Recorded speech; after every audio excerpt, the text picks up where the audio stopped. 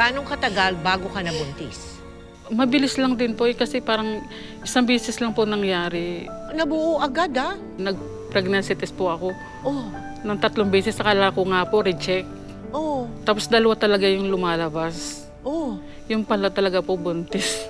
Buntis ka talaga? Po. Ang takot ko din po talagang grabe habang ginawa ko yung pag-pregnancy test, ang pawis ko talaga. Talagang ang takot ko din po kasi inisip ko, masisira talaga yung pamilya ko. Oo.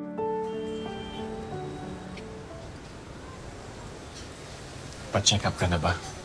Oo. Buntis nga daw ako, 4 months na. Uuwi pa si Adon ng June. Hindi ko alam kung anong gagawin ko. Hindi ko masabi to sa pamilya ko. Natatakot ako. Plano mo? Hindi ko alam. Hindi ko alam pakiramdam ko.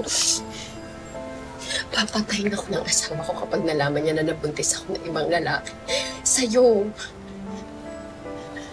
Alam ng asawa ko, nabaog siya.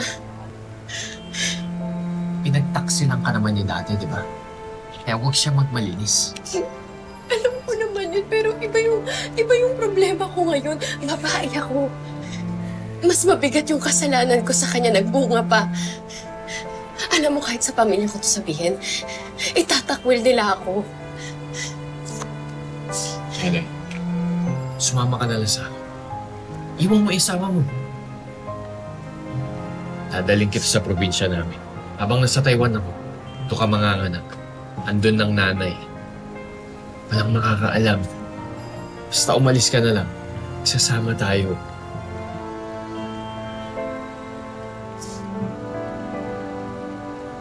Kaya.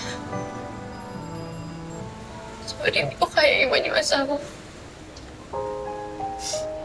Tsaka yung pamilya mo, hindi rin nila ako matatanggap kasi kasal ako.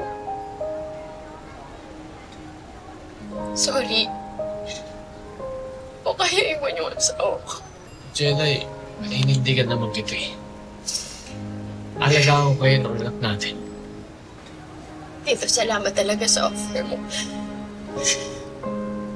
Pero hindi kayang itama ng mali. Yung pagkakamali. Sorry. Jelay, usapan natin. Sorry. Jelay,